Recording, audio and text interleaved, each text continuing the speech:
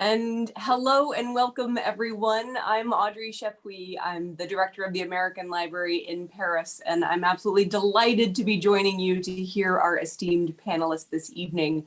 So before we begin, I wanted to tell you briefly about the American Library in Paris. And first, just a quick show of virtual hands. How many of you are library members?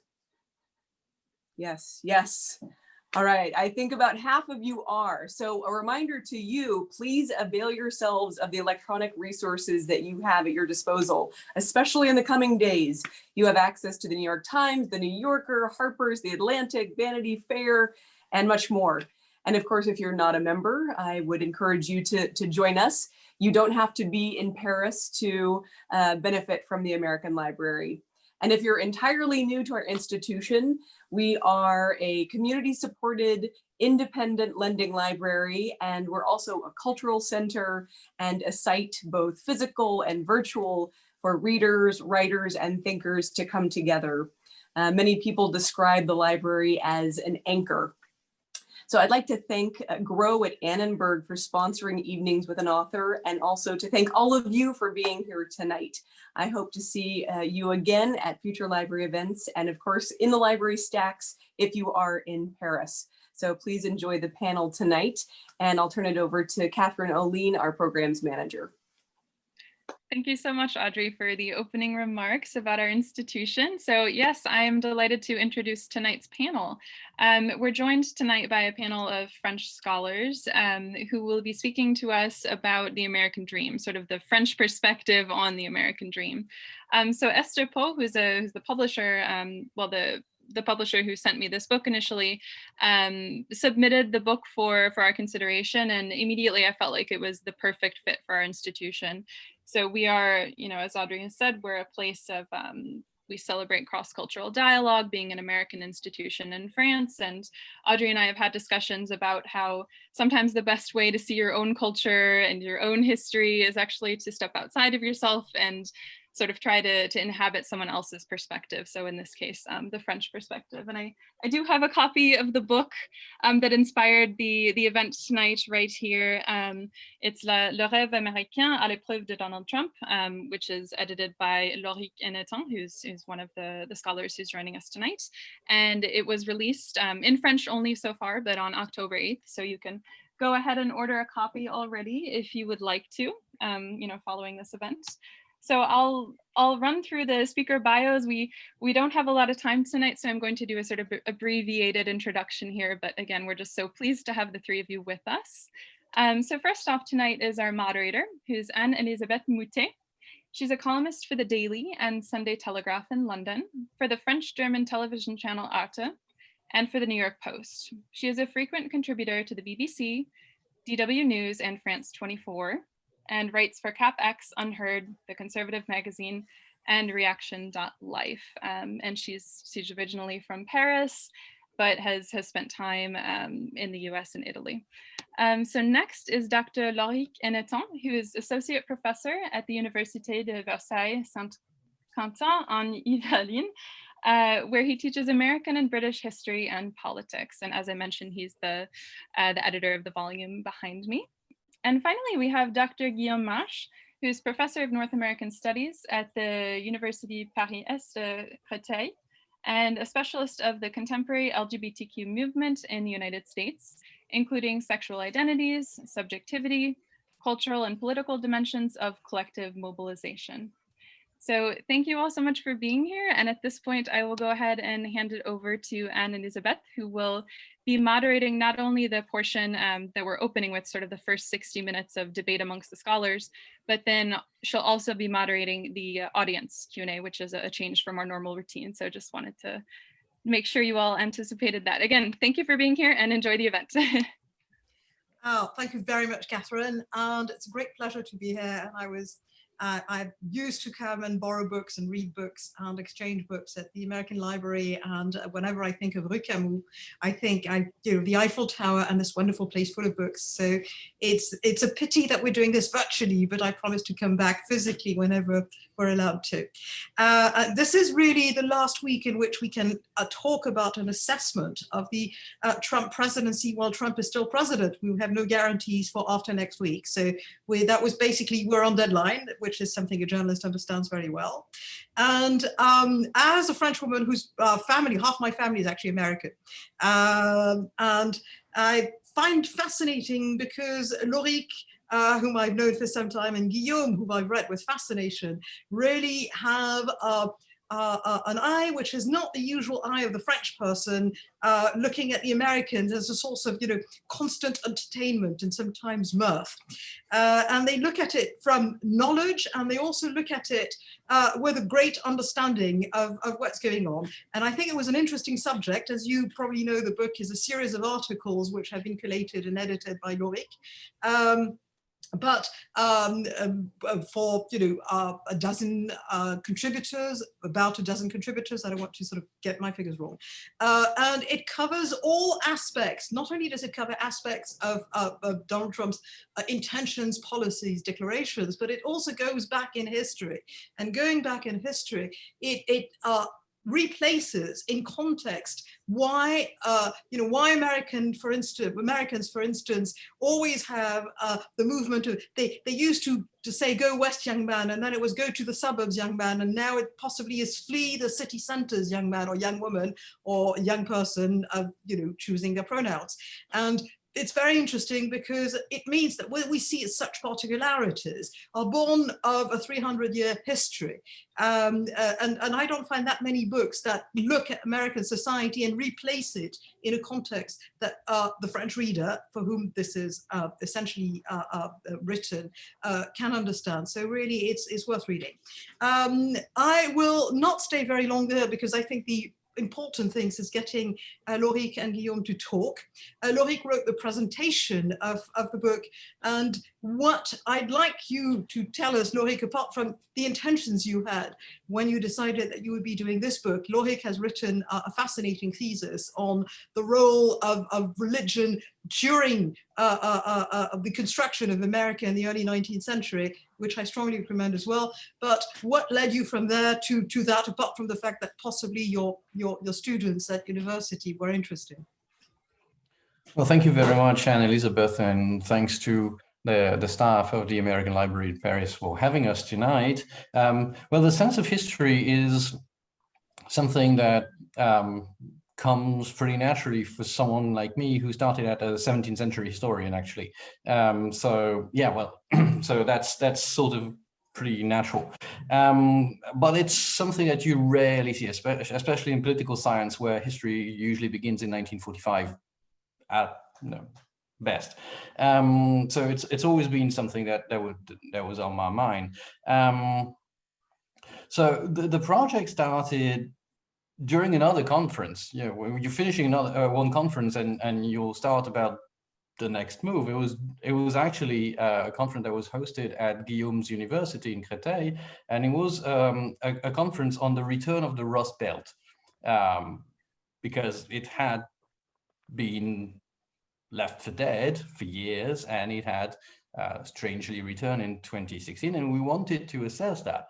And during the course of the conference, I thought we need to do something for 2020, and we usually assess the term or presidency at that time. And I thought, well, we usually have that sort of format with a conference with a dozen scholars, each on their field. And what I wanted to do that was different was to open that conference to a larger audience, to be experts, but not experts speaking to experts, which we do on a daily basis. But I wanted to give something from our expertise to the general audience. And so the thing is that a long day of everybody reading the presentation might be a bit boring, shall we say. And so the idea would be to have American style pre-circulated papers that everybody's read before. And then, you know, it's a quick move from you've got people in the room, you've got pre-circulated papers, you have a book. And so the idea was that we should do the book before and not after the election as we usually do. So that's the idea. And then everybody assesses one aspect, as you said, with some hindsight. We have 4 years, so we have things to say, and obviously with the sense of continuity that the Trump presidency is set into. I mean, it's not just something that is happening out of the blue. It's something that is set into continuity. It comes after another presidency and after another presidency. So that was the idea. And why the American dream? Well, I started my career basically looking at fear in politics. And so there's always something that's going on in American history. It's the sense of fear of decline and the specter of decline, and hope that things are going to get better, or things are well, but they might decline, and our dream, our project might just collapse. So I've basically run the entire period from the 17th century to contemporary period. So that's why I'm working on the American dream. And why the American dream now? Because Donald Trump started out with the American dream is dead, and just you wait, he's going to be the one who resurrected. And so question is, after 4 years, Mr. President, did you succeed?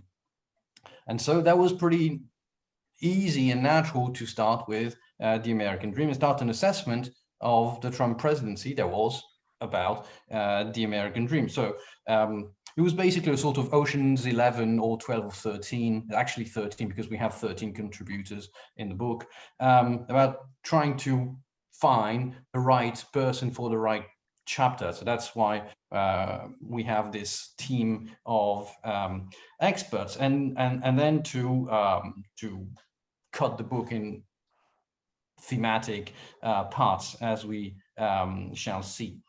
The other idea that we probably will be talking about later on was to look at the presidency, the Trump presidency, beyond Trump, because that's a problem we are seeing absolutely every day when we are talking to journalists, is this obsession with Trump the man, which comes from, interestingly enough, well, Trump the man, who wants us to be obsessed with his media presence. And so the idea was to go beyond that and look at the presidency in the framework of separation of powers, of the president versus Congress, the Supreme Court. And Guillaume can tell you that the Supreme Court gave us a lot of extra last minute work.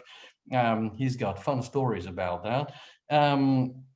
The president in DC with other institutions, but also look at what's happening outside DC, outside the Beltway, with, well, the federal structure that everybody knows, except usually French journalists, and that things actually happen at state level or at municipal level. And that's actually most of what's regulating people's daily lives.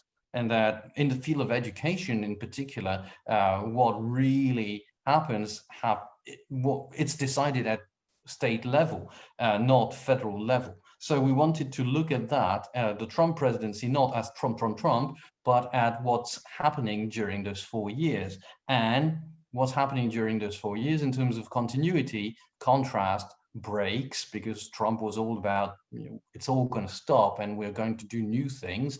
And so, well, one of the questions was, is it really new, or do we have elements that actually show unexpected continuity from the Obama presidency to the Trump presidency?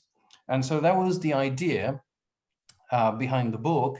And so what we hope is that it's satisfactory, does a good job assessing this presidency and taking us beyond the Trump perspective that we usually hear about.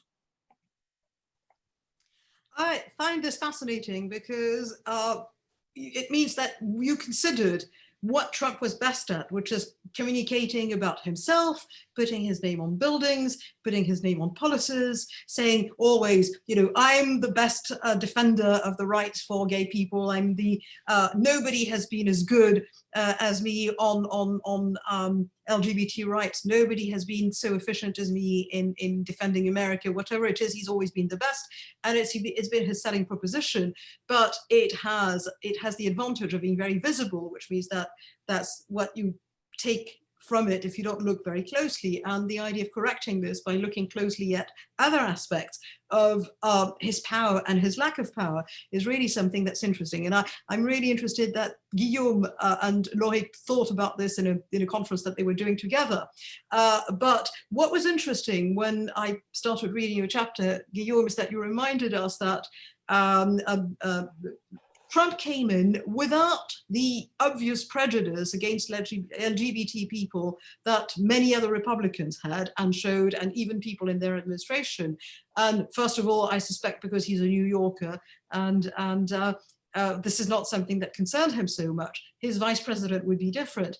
And while some policies were definitely dog whistles to the hard right, you can also argue that it seemed, until recent sort of pushback, it seemed like Trump was trying to write the end of history on sexual battles. And I don't know whether I'm accurate in this. I know also that ever since he nominated Amy Coney Barrett, sadly that can't be said in that way. So, you know, over to you to tell me what I've got wrong. I don't know about that. Well, first of all, thank you very much for having me and for inviting me to take part in this conversation.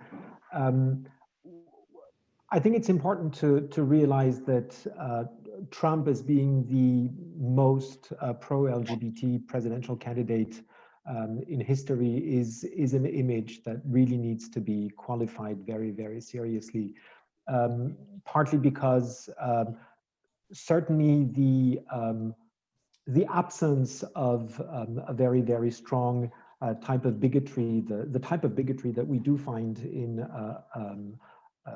a vice president like Mike Pence or his first Attorney General, Jeff Sessions, that is to be linked with Trump's very strong attachment to individualism, individual liberty, and in a sense, LGBTQ rights in the United States today are only partially linked to the question of individual freedoms.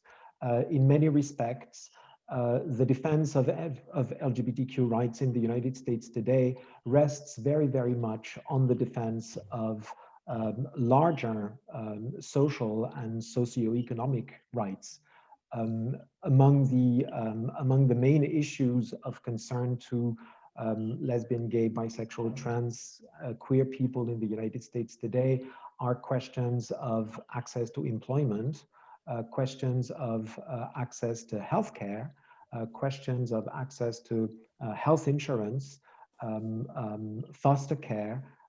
So these issues, these political issues for LGBTQ people should not be restricted to questions of individual freedom. And in many ways, presidential candidate Donald Trump's defense of LGBTQ rights was strictly from an individualistic standpoint. Another dimension where we need to limit our understanding of Trump's defense of LGBTQ rights is that in many ways it was sort of spun in a nationalist way.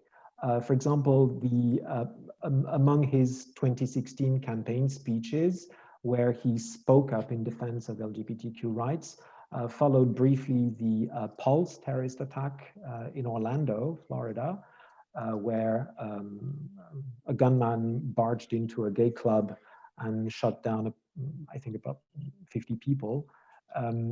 And the way that Donald Trump used this episode for his presidential electoral campaign was to lambast foreigners and characterized the terrorist attack as both an anti-LGBTQ attack and an allegedly Islamist attack, which is strongly debatable.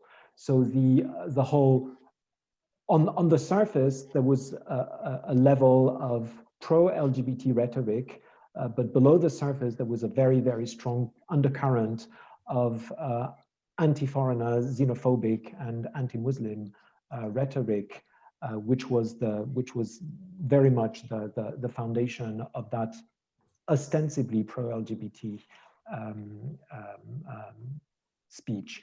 So in many ways, the reality of how the Trump presidency has manifested itself has shown much more of that nationalist, xenophobic, anti-Muslim dimension than the pro-gay dimension, really.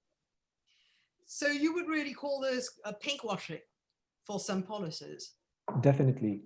And some, well, to some degree, because I would not necessarily disqualify or disqualify or delegitimize the attachment to individual freedom. But I think there's a tension between the question of individual freedom, on the one hand, do whatever you want in the privacy of your own home, on the one hand, and on the other hand, the question of recognition of equal treatment, equal dignity, and so on and so forth, which is another aspect of the American dream, because of course the American dream has this very strong individualistic dimension to it, but it's also got a more, let's say, social dimension to it that's been left aside very, very much.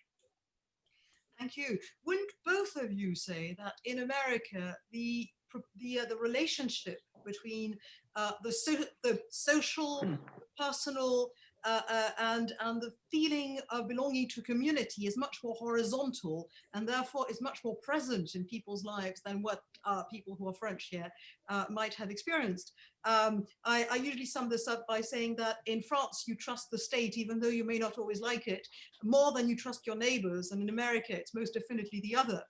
I'd like to sort of throw that to you, and looking at the book in a broader perspective, I'd like to know where is this most evident, and what did you discover, and what did you feel was important to show you knew it already, but to show and broaden when you were beginning to work on this?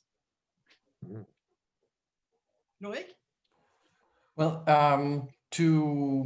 to continue with what Guillaume was saying, one aspect of that is religious liberty, and I would suggest that one aspect of that is the tension between religious liberty and discrimination. Where does religious liberty stop, and when does it become open discrimination, or more or less open discrimination? That's something that Guillaume tackled in his chapter, and the Supreme Court decisions that came in late June, early July, essentially addressed, well, some of them, because there were many, addressed that issue. Guillaume, would you like to give some perspective on this idea of religious liberty and discrimination? Yeah, absolutely. The essential foundation for much of the anti-LGBTQ actions and policies and initiatives of this current administration are justified on the basis of the Religious Freedom Restoration Act and the defense of the Constitution, the defense of the constitutional right to free religious exercise, and in many, many ways the defense of the so-called right, which to me I think is not really a right, but the alleged right to discriminate on the basis of a person's sexual orientation or gender expression, has been grounded on the right to freely exercise one's religious freedom. One particularly good example is that so among the sudden changes, of course, in the recent months has been the Bostock ruling, that came out just before the summer, where the Supreme Court of the United States has included in its interpretation of the legal prohibition of discrimination sex to mean gender expression. So it has included LGBT people within the protection against discrimination in employment. And the Bostock ruling is restricted to employment. But one of the restrictions of this ruling is the question of whether religious institutions that are also employers can have a constitutional right to discriminate on the basis of one of their employees' sexual orientation or gender expression. And there's a very strong movement in favor of arguing that the First Amendment to the US Constitution defends a religious organization as an employer's right to discriminate on the basis of a person's sex, sexual orientation, or gender expression. This question is not settled by the Bostock ruling, but it's open to interpretation, and it's open to future cases that might come in front of the Supreme Court. So that's one particularly striking example where religious freedom, clashes with the question of individual freedom and the right of LGBTQ people. And I would add that those two, even three, are manifestations of some rival versions or sometimes complementary versions of the American dream. The American dream through the right of enterprise, free enterprise. I can do what I want. I'm a baker in Colorado and I can do what I want and serve who I want. Based on my First Amendment freedom of religion, so freedom of and freedom from discrimination. And so here it would be rather another conception of the American dream through equality. If we ask, that's something that I found that a few years ago when I started working on the American dream, was that usually if you can search American dream books on some library or websites and things, and you see the covers usually, well, sometimes, most of the times I think, the cover is always the same. It's a suburban house with a father who looks definitely 1950 with a hat on, and two kids, maybe a dog if you're lucky, and one or two cars. So it's sort of a material dream of a prosperous life in the suburbs. But when you ask Americans what the American dream means, well, first you've got many answers, very different, and you realize that the material dimension is not the most standard. What comes first usually is to live the life you want to live freely. So it's free to be yourself. So the pursuit of happiness is, I mean, can you be vaguer than the pursuit of happiness? Who's against happiness? I mean, happiness is pretty consensual. And so this idea of pursuit of happiness is basically the first item on the list, way before having a successful career, having a big car, having lots of money, being rich. Sometimes when the first material aspects that come is usually to be able to retire comfortably.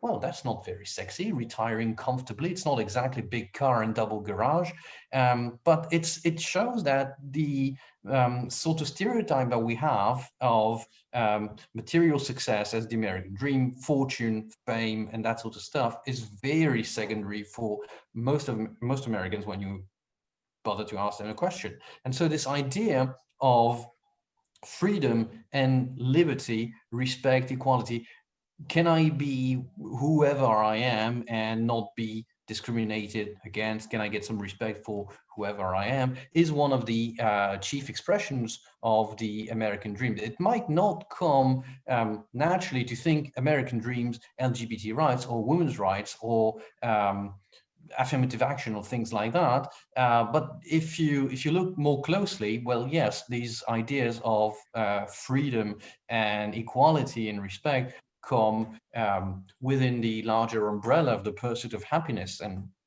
being free of being who you are.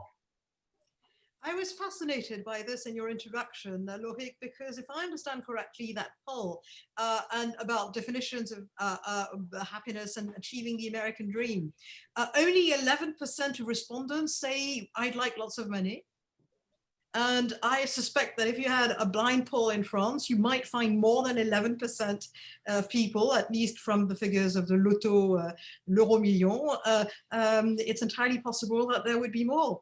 So that was really interesting. The whole point of being yourself and being able to achieve the best that you are, which is really something that is very unique to Americas. Possibly that is the American exception. I'd like to go back 1 second to Guillaume, because if I understand correctly, and the Bostock ruling is about Kate Gate, but more principles than just a Kate Gate, you know, the baker who didn't want to bake a cake for an LGBT wedding. But does that mean that the Supreme Court, even though it has a conservative majority, was really being very careful about respecting all the rights in this? And that I am asking this question because I'd like to segue after that onto the Supreme Court itself. It's been in the news and we should talk about it. But first, I'm interested in Guillaume. Yeah, one of the big surprises of the Bostock ruling is who wrote the opinion of the court and who voted for it. And the big surprise was that Neil Gorsuch not only voted with the majority, but actually wrote the court's opinion. And that was a huge surprise. Appointee, for those who don't know, Trump appointee. Yeah, Trump, one of Trump appointees. And that was a really big surprise because nobody expected him to be that liberal in this sense. Things could change with now Amy Coney Barrett joining the Supreme Court, and the whole dynamics within the court is constantly subject to change. Now, when John Roberts was appointed to be Chief Justice, I don't think anybody expected him to actually play the part of the pivot of the swing on the Supreme Court, and this is a role that he's more than likely to play in the future with the new makeup of the court, with now 3 Trump appointees joining the court. In terms of, I was thinking of the institutional dimension of it all that was referred to earlier on, and in fact, one of the things that comes out of studying how the Trump presidency has addressed LGBTQ issues is the fact that in some ways the Trump administration has broken with the tradition in many ways, but in many ways it has also played politics by the rule. One of the main vehicles for the Trump administration's affirmation of an anti-LGBTQ agenda has been the nomination, the power of nomination, which is a constitutional attribution of the presidency. Another main vehicle for doing that is the power to enforce the law, which is what the executive branch of government is all about. In fact, one of the main ways in which the Trump administration has defended and achieved its anti-LGBTQ agenda is by undoing many of the things that the Obama administration had been putting in place in the last months of the Obama presidency, such as when Obama finally lifted the restrictions on trans people's rights to serve in the army, which is, it's both a symbolical question of what kind of recognition trans people have in the United States as member of the polity, as member of the body politic, as members, as citizens who may feel that they're legitimate to fight for their country. And it's also a bread and butter issue because it's a question of employment. The army in the United States being one of the key providers of stable employment, healthcare, education for poor people. So it is also a bread and butter issue of employment. The Obama administration decided to enforce the law in such a way as to lift the ban that had existed for so long on trans people's right to serve in the army. And that's one of the first things that the Trump administration undid in the first months of 2017. So really, the way that the Trump administration has pushed its anti-LGBT agenda has been through, exercising presidential power and exercising executive power by the book in many ways, and also because of checks and balances and separation of powers. The legislative and judiciary power branches should be counterpowers, and the Trump administration has benefited from very, very strong support from the legislative branch in advancing its judicial nomination agenda. What I mean by that is that the number of Trump's judicial appointments should not be looked at strictly from the standpoint of the Supreme Court. The lower courts have had a large number of judges appointed by Trump, and the numbers go up every month, right? I think only in July, it was 194 judges that had, federal judges that had been appointed by President Trump. By October 26th, so that is just very recent, it's up to 220. So the numbers keep going up, and sorry? On a total of posts? I didn't get that. How many judges altogether? What's the total? Out of 792, which means that more than 1/4 of current federal judges have been appointed by President Trump. And the Trump administration has benefited from a very, very active support from Mitch McConnell in the Senate in first obstructing the confirmation of Obama nominees and then speeding the confirmation of Trump nominees since 2017. So really, this great achievement and long-lasting achievement of the Trump presidency so far has been possible thanks to a collaboration between the executive and the legislative. So in this way, the Trump administration has been playing the institutional game by the rule, really. It's always interesting, and I think really we're going to go into the Supreme Court discussion now. I have sent through the chat a document which was basically notes that I prepared for an entirely different debate, but I thought they might be interesting, and it's the list of appointees to the Supreme Court Scoters.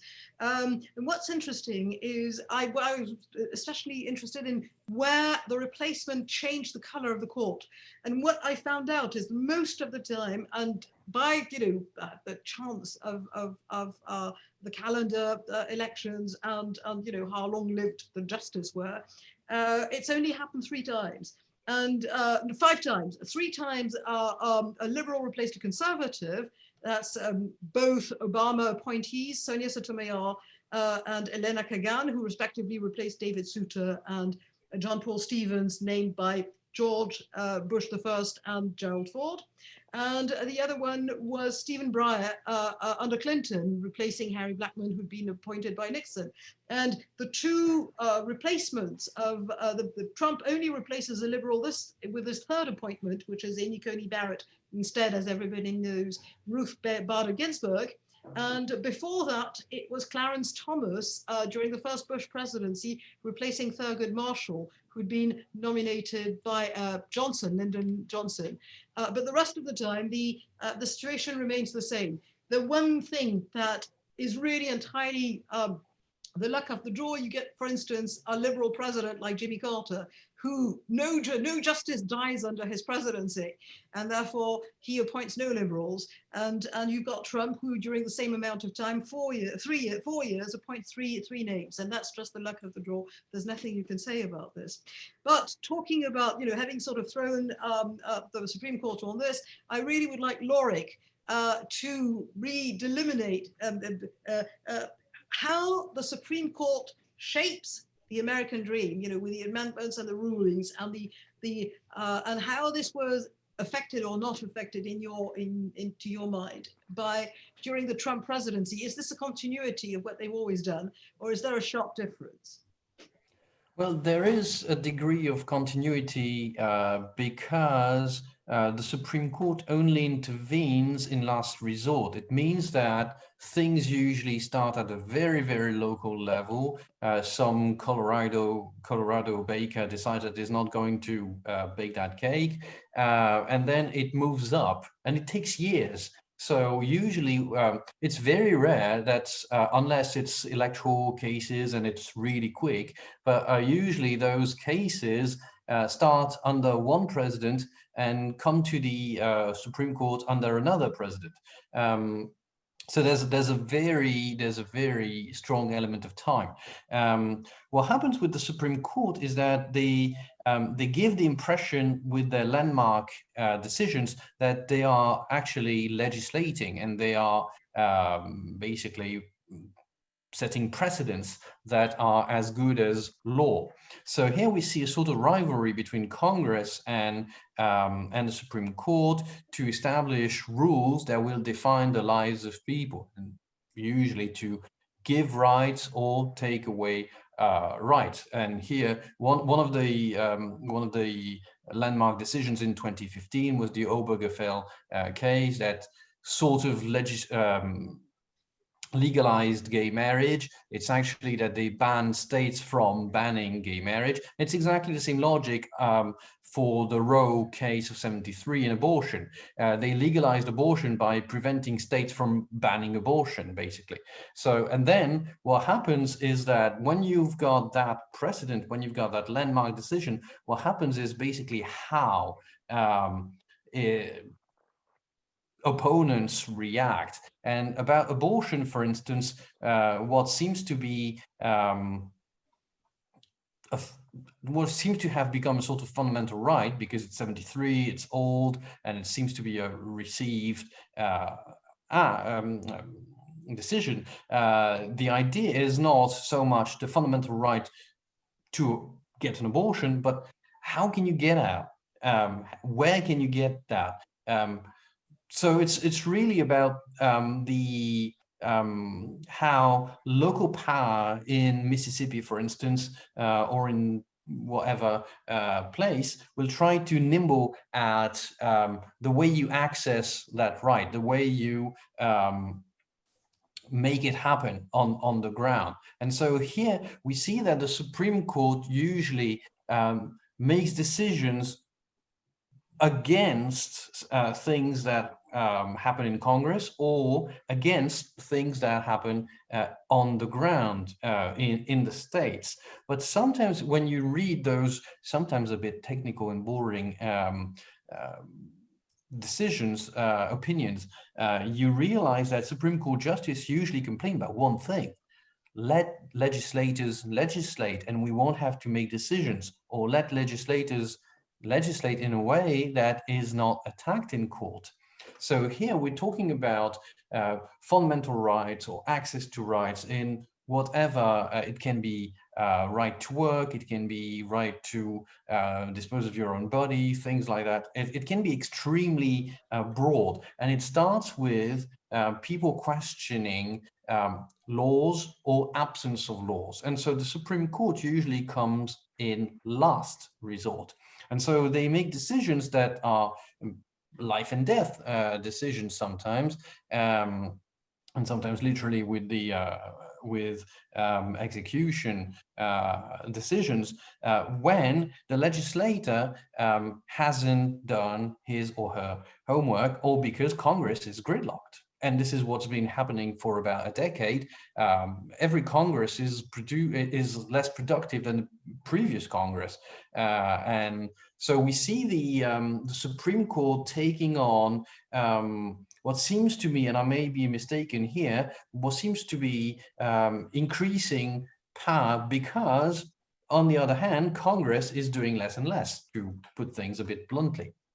Yeah, and I can see that people in the chat are urging us to define the American dream, and you know, so as you know, to have some more solid foundation for the discussion. I think the question of the American dream as it stands at this point is exactly that. What does it mean? Is it a question of full individual freedom, the freedom to do your thing, and not have anyone, and particularly not have the government tell you what to do? So that's sort of the individualistic interpretation of the American dream. And the other interpretation of the American dream would be something to do more with a less individually defined understanding of the pursuit of happiness, for instance, that would also include the question of equal treatment. And so who's the arbiter of equal treatment? Is religion the arbiter of equal treatment? Or is the government a neutral arbiter of what is equal treatment? And really, this is where the itch is at this point. In the case of LGBT rights, in many ways, a lot of, let's say, white middle-class cisgender lesbian and gay people may have thought that they had achieved full recognition, full equality, full individual freedom with the right to marry in 2015. Well, this presidency has had the merit of proving them wrong. And this presidency has had the merit of showing to a pretty large swath of the LGBTQ constituency in the United States that lesbian and gay rights are inseparable from women's rights, and that lesbian and gay rights are inseparable from trans rights. I think that's perhaps one of the lessons that the LGBT movement may have learned from the Trump presidency. One of the cases that could make their way up to the Supreme Court in the coming months or years is Fulton versus Philadelphia, and it's about trans rights, and it's about religious freedom, and it's about employment, basically not employment, sorry, equal treatment. It's this Catholic social services agency that screens foster parents for the city of Philadelphia, and that is suing the city of Philadelphia for terminating the contract that the city of Philadelphia had with Catholic social services on the basis that, so the city terminated the contract on the basis that Catholic social services was liable to not give agreement to LGBT foster parents. In application of its fair and equal treatment policy, the city of Philadelphia decided that this was not okay, and the Catholic social services are suing the city of Philadelphia on the basis of religious freedom and the constitutional right to freedom of exercise. So that's really an issue that encapsulates the whole conflict again between individual religious freedom, the freedom to do your thing without any kind of government scrutiny or government interference on the one hand, and the right to equal treatment, of which there needs to be an arbiter somewhere that decides what is fair and what is not fair.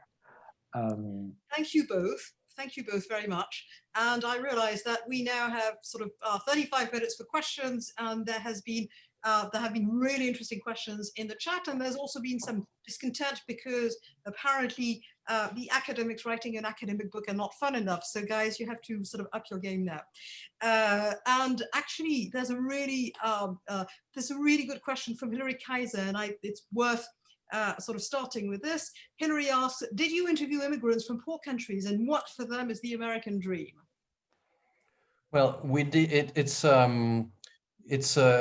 service. It's based on a survey, but we didn't do the survey. Pew Research Center did that because they have much more money than we do, and their results are universally acknowledged as serious and reliable. So we used that.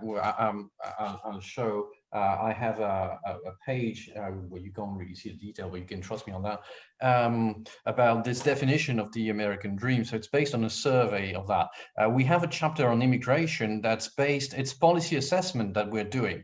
So policy assessment is really not necessarily about interviewing people. We know that historically the American dream is the dream of America, that America is a special place and that things are possible in America that are not possible in the country that you're leaving. That's the basis of immigration.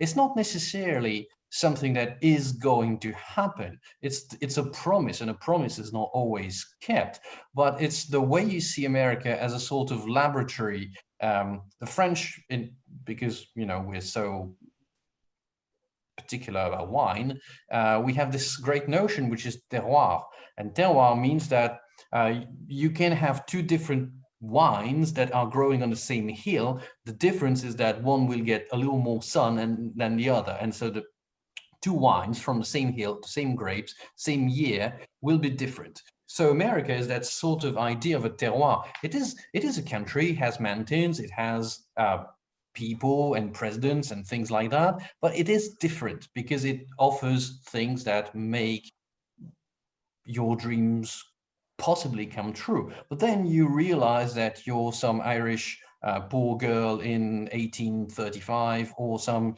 Sicilian family in 1900, and you realize that, oh, it's going to be a little harder than it seemed. And so your American dream might not necessarily come true, but it comes in time and comes in making things better, not necessarily for you, but for your children. And it's something that we see constantly with poor immigrants, whether you talk about the Irish in the early 19th century, Poles or Italians or Jews around 1900, or poor people today leaving Central America because of poverty, because of civil war, things like that. You always flee something to find something else elsewhere. And it's an absolute constant. When you're fleeing Norway in 1860 because you're starving to death, because Norway was not always very prosperous, it was really hard. Scandinavia was really hard. That's why you have so much immigration in the 1860s, 70s. Because people were fleeing starvation. What were they looking for? Free land, or virtually free land, where their own hard work could make it happen. And so a lot of it is, if you play by the rules, that's a sort of standard definition of American dream. If you play by the rules, you will succeed. And if you work hard, you will succeed. And that is something that you see all the time. Who said that, basically, is the guy who said that time is money. It's Ben Franklin. And that's, it's pretty old. It's mid-18th century. But it's still something that is widely believed, that if you play by the rules, it's going to become reality. Not necessarily for you personally. You might be able to retire comfortably, and that's way enough for you, but your children will be able to go from working class to middle class. And so the social mobility is absolutely central. It usually comes through education. That's why education is so central in the notion of the American dream. So it's work, immigration, work, education, but then things don't always come easy. Work, if you're Irish in 1840, there's plenty of work, and the bosses will tell you that if you don't like it, there's plenty of work and there's plenty of workers. So there's always that sort of competition.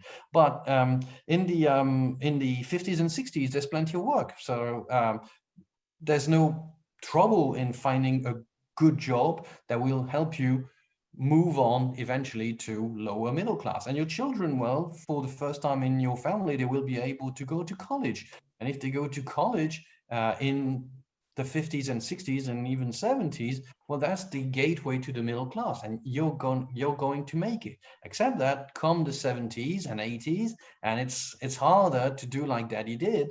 You go to the Ford factory and get a decent paying job, except that the factory closes because they send everybody to Mexico, China, or South Carolina, for instance, because of right to work legislation. So it's not always outsourcing out of the country, it's out of the Rust Belt, but sometimes to the south. That's another problem.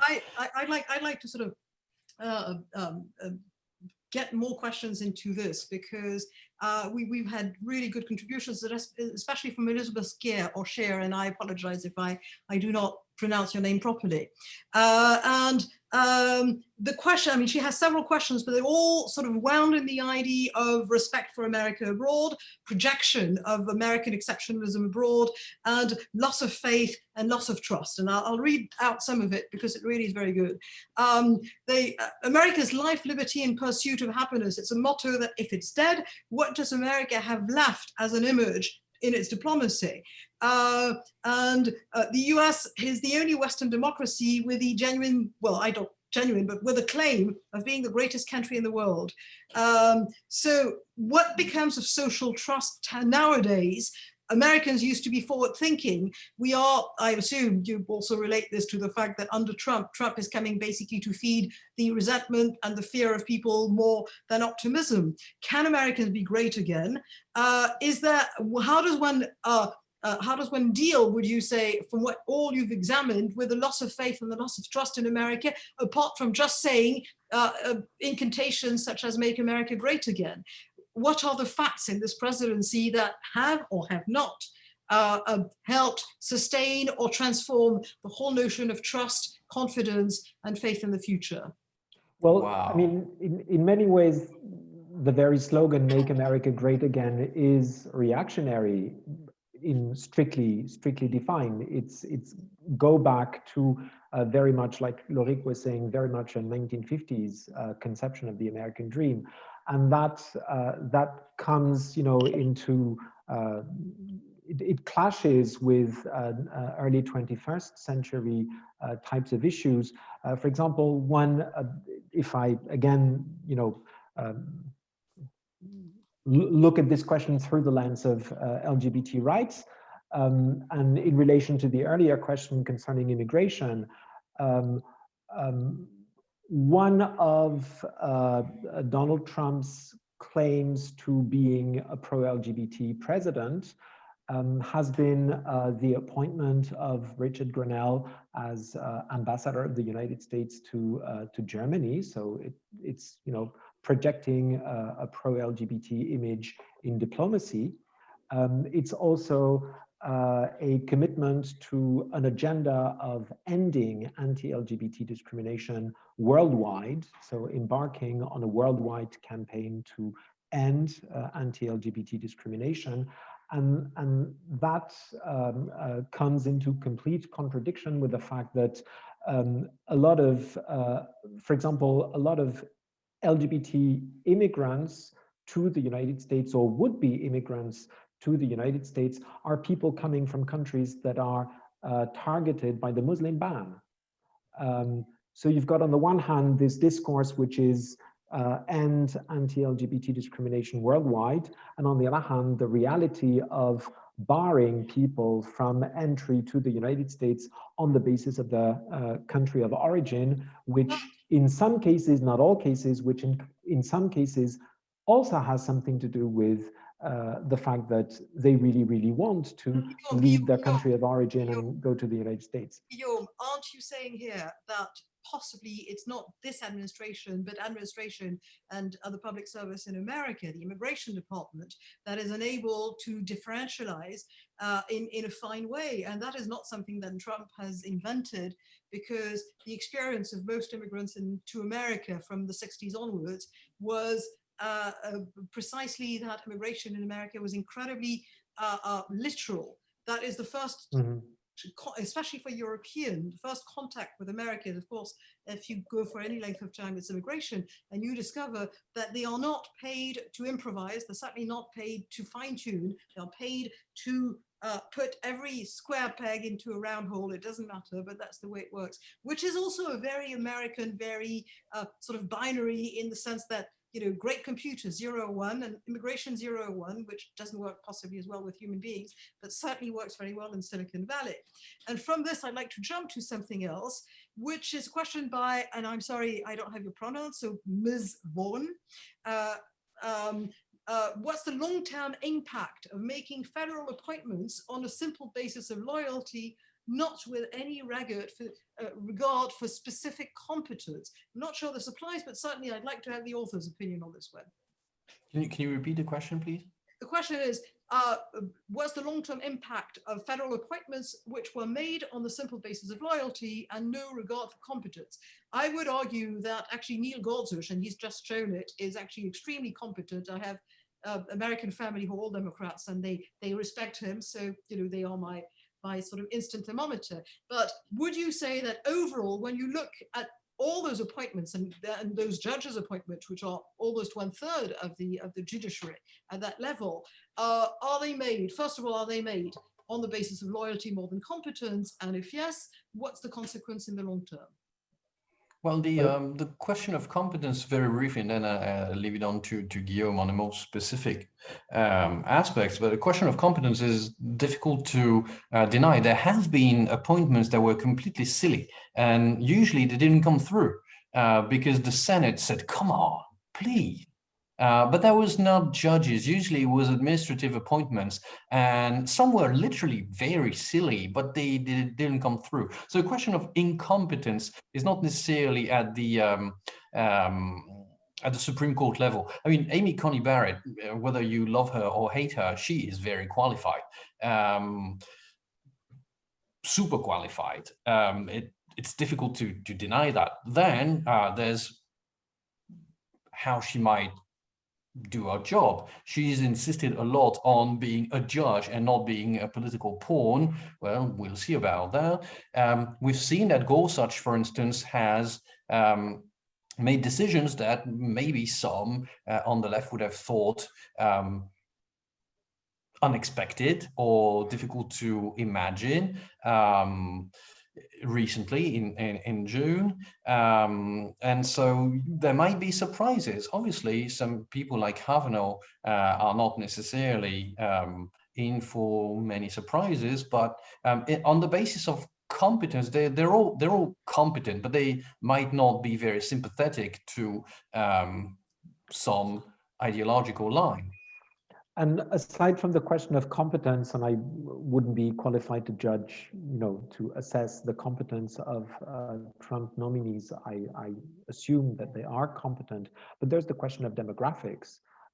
One of the demographic impacts of Trump nominations, particularly judicial nominations. Somebody was saying that it's not just judicial nominations, but they're among the ones that have caught the most attention, partly because federal judges are appointed for life, contrary to administrative appointments and nominations in the executive branch, which are not for life, which are just for the duration of the administration. One of the striking features is that they're young. Most Trump appointees to the judicial branch are in their 30s and 40s. The three Supreme Court appointees are in their late 40s and early 50s. So with today's life expectancies, we can expect them to have an impact in the decades to come, in several decades to come. Another demographic aspect of these nominations is that I just recently read that 7 in 10 Trump appointees to the bench are white men. only 28 out of 200, that's from the beginning of July, only 28 out of 200 were people of color. And on the appellate bench, there's only one Latina and no Black person. So this means that the demographic makeup of the judicial, of the federal judicial branch in 2020 is out of touch with the demographics of the United States as a whole. And in a country where the notion that the judicial branch, that the justice system is a political institution, which is a much more accepted notion in the United States than in France, for example, it raises a question of representativeness. What is the representativeness of such a... I'm going to interrupt again to try and sort of segue into as many questions as we can possibly field. It's not personal, it's just trying to fit everything in a contained period. And I think that actually your statistic really sort of lead us into Dinah's question, who says, any discussion of the American dream today should include the issue of race, riches, and the possibility of mobility has been systematically denied to people of color for generations. Now, race is the big question and the elephant that finally is making itself heard in the room, and therefore, Lauric, perhaps on race. Yeah, we do have a chapter on race. I mean, it was yes, difficult. We have a chapter on immigration, and we have a chapter on race and on Blacks in particular. I wanted the chapter on immigration to also to go beyond immigration of Hispanics and to include immigration of Asians, because Asians have another American dream, which is usually they are more highly skilled. And so it's an entirely different immigrants work from poor people from Mexico and Salvador. So that's one thing. The other thing about Blacks, well, it rejoins this idea of equality of opportunity. And the question of upward mobility is something that is absolutely central for Blacks. When you, but what is interesting, if not funny, is that when you ask people, whites, Latinos, and Blacks about optimism for the future, whites in 2000 were more optimistic than Blacks, and Latinos were pretty pessimistic. Around the time of the previous presidential election, it had reverted. Whites were more pessimistic, and Hispanics and Blacks were very optimistic for the future. Where they are 2016 here. Well, I don't remember exactly if it's 2015 or 2017, but that's that period of time. Where they are lagging is when they are asked, and that's something that what I was showing earlier in the book. We have another chart showing that is when you ask the question, have you reached the American dream? Usually you have three questions. Have you reached the American dream? Do you think you'll be able to reach it in your lifetime? Or do you think the American dream is out of reach? And sometimes this is split in two questions. Do you think it's now out of reach? Or do you think it's always been out of reach and it's a myth and it's a story and it's bogus? Here, whites are more numerous to say that they have reached the American dream. They are living the American dream. But then you have a very, very high proportion of Blacks and Hispanics, it's about the same, who are saying, I have not reached the American dream yet, but I think that in my lifetime, I hope to do it.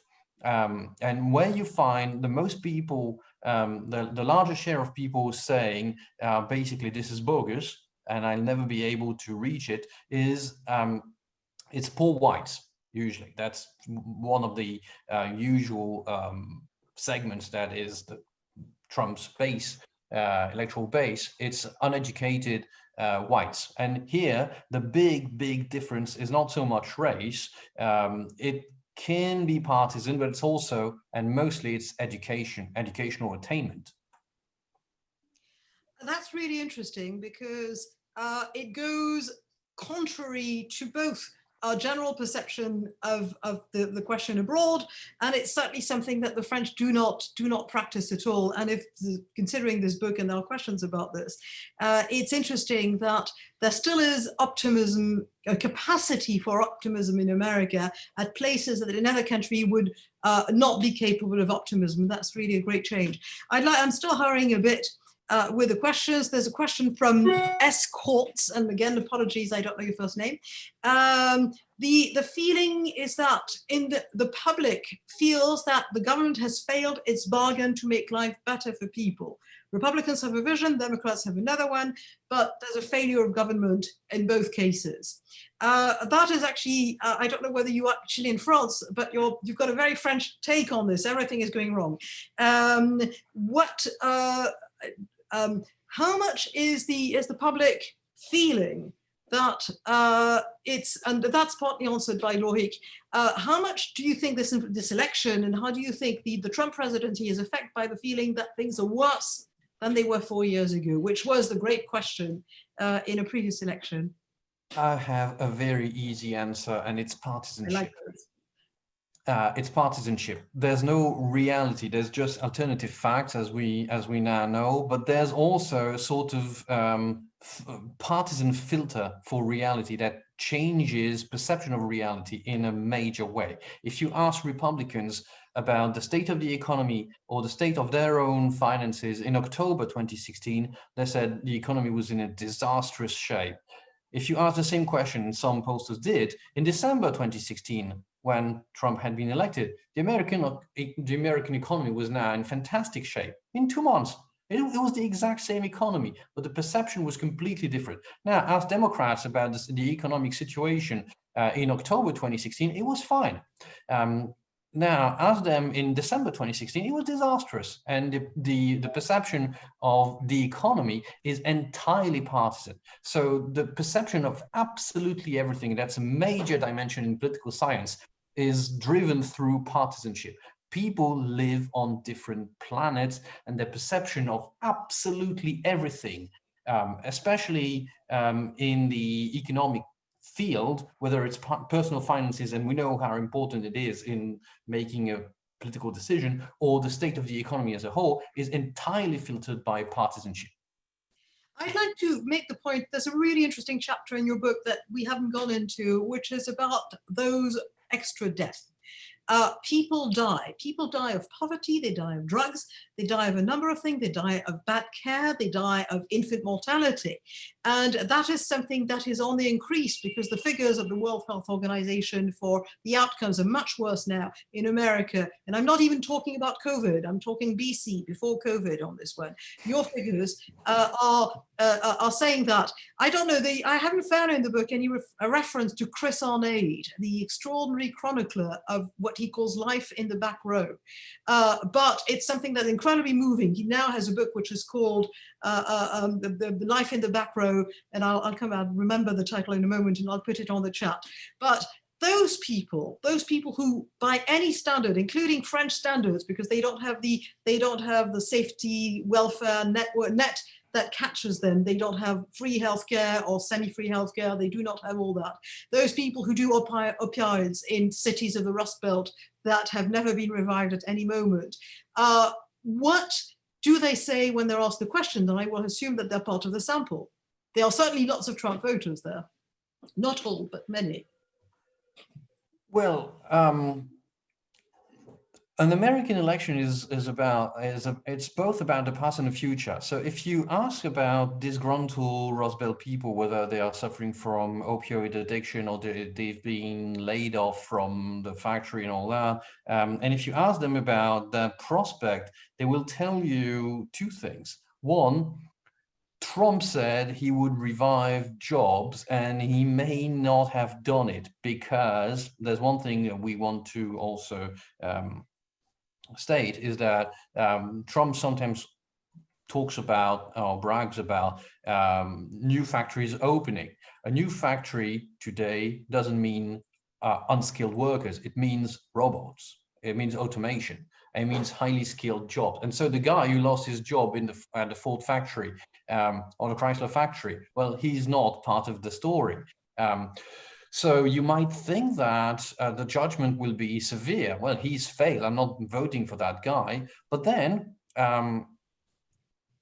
when all else fails, who's going to not make America great again? Who's more likely to create jobs? The Republican, not just Trump, the Republican who's pro-business, or the Democrat who's pro-minority, pro-inner cities on the coast, and not necessarily Youngstown or that sort of, or Lordstown, Ohio. And so the calculation is both retrospective. It's what has it done for me and my community? Not much. There was a Reuters fantastic story today with lots of beautiful maps about it's called one of them. It's called Rust Belt Blues, and I thought it was an absolutely fantastic title. Factually, it has failed. If you're a Republican, facts don't really matter. Trump has succeeded. If you're a Rust Belt worker, you're likely to say, yeah, well, it might not be exactly great, but he's more likely than the other guy to create jobs. So, well, why not? Benefit of the doubt. In terms of the role of institutions, it seems to me that clearly one of the great stakes of the election is the legislative branch. And with candidate Joe Biden having a fairly strong legislative agenda, the likelihood, if the Democrats get a comfortable majority in both houses, then a lot of Americans who have lost confidence in their own governmental institutions might find that the government is doing something for them, after all. And when it comes to anti-discrimination, for instance, if it so happens that the three Trump appointees to the Supreme Court turn out to be true conservatives and make the Supreme Court, lean very, very severely towards the right, towards the conservative side, the legislative branch might, ironically and sort of counterintuitively, become a counterpower. And if the judicial branch decides not to grant more rights to minorities and women, then it might be up to the legislative branch to do it. So that's one of those cases where the originality, let's put it this way, of the Trump presidency might lead the institutions of the United States government to play their role better and to be there for the people, and to be there for people, and to promote the American dream for people in that sense. Make Congress great again. Sort of. Right. Quickly, we're getting close to the end of this. There's an interesting point being made by Ann Carson, who says, I'm a 69-year-old New York City-born American, and I've read of Trump's escapades in the tabloids and decades. My take is that Donald Trump's benign view of LGBT matters stems from his unqualified admiration for Roy Cohn. And then she explains who Roy Cohn is, but I think we do know, apart from being the defense of some very unsavory characters in over history, he certainly was an aider and abettor of Senator McCarthy. But that might be a point. I think anyway, it's an amusing point. And there's now, a very just a little thing. I'd like to call out. There's a great new book by Philippe Corbet, who was RTL's correspondent until very recently, and there's a biography of Roy Cohn, and so yes, it's something that's been on a number of people's radars recently. So it's very sensible. he was not only was he the lawyer for the enforcers, but he was the enforcer himself. Very, very fascinating, sort of strange character. And there's question by Emma, which I think, considering what time it is, would wrap this up well. And she asked, how do you think the French view the American dream ideology? Do you think it's a fallacy, or is it still something to aspire to?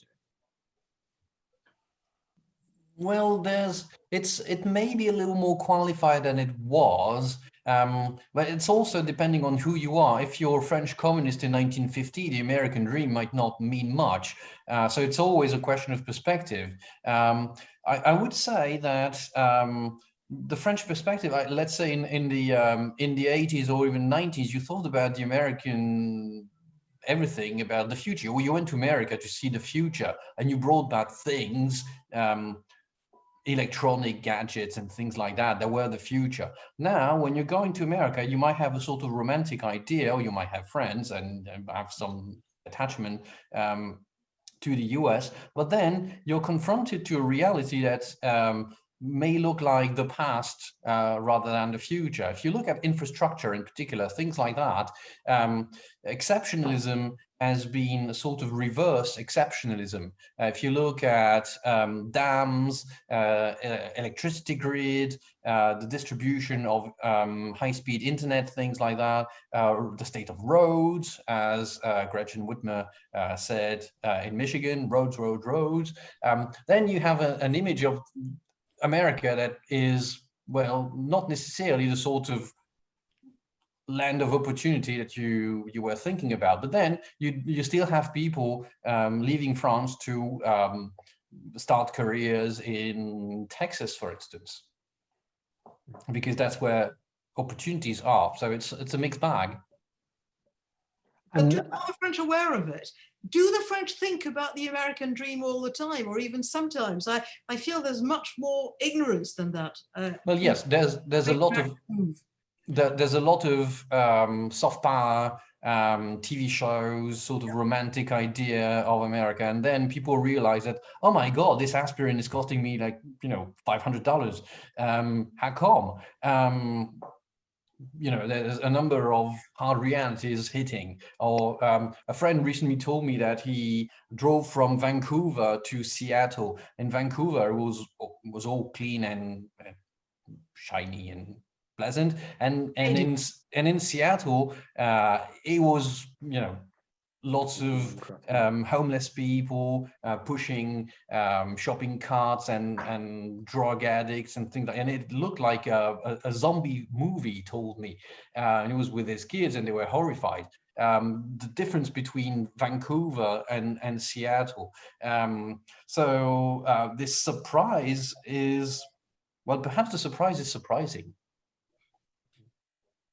And also, I guess, French people are not that well aware as North Americans are of the incredible diversity across the United States that there is. In terms of educational standards, in terms of socioeconomic standards, in terms of access to healthcare and so on and so forth, but also in terms of what types of initiatives local governments are taking. And this is sort of going back to one of the early remarks that we made tonight, is that it's not just about the federal government, it's also about the states, it's also about the municipalities. For example, in terms of immigrants' rights, there's the whole movement of sanctuary cities. California and some of the southern states, as Lauric was saying, are today probably much more emblematic of the American dream, or whatever French people may consider to be the American dream, than New York, for instance. I'll give you maybe one final example about this idea of diversity, opportunity. I think it wraps up pretty much everything very neatly. The richest, the wealthiest county in Texas is Fort Bend. It's in the western suburbs of Houston. It's basically twice as rich as the median income in the US. It's pretty rich, and it's minority white. It's minority majority, because pretty much every group is about 20–30%. I think it's 38% white. Lots of Hispanics, lots of Asians. And one of the candidates for Congress is from India. So you see a lot of diversity, not necessarily where you expect to find the wealthiest county in Texas. You imagine it to be suburban and all white. Well, it's exactly the opposite. And I think it's pretty interesting because there's lots of immigrants, Hispanics, poor, and Asian, very rich, and a few whites in the middle.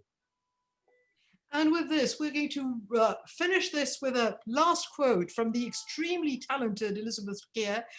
Elizabeth, I will borrow this. She says, borrow is a nice word for stealing. The American dream looks like a normal Rockwell from the outside and a Jackson Pollock from the inside. And I find this very, very witty.